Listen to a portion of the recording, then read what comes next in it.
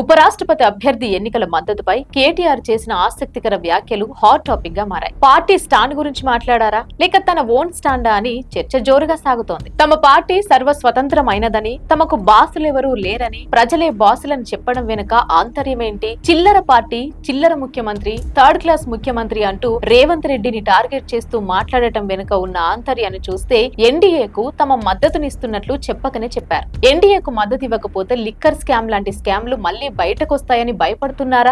ఎప్పుడు సమయం దొరికినా అప్పుడు రేవంత్ రెడ్డిని టార్గెట్ గా కేటీఆర్ మాట్లాడటం చూస్తే మోడీకి నీరాజనాలు పడుతున్నట్లే కనిపిస్తోంది.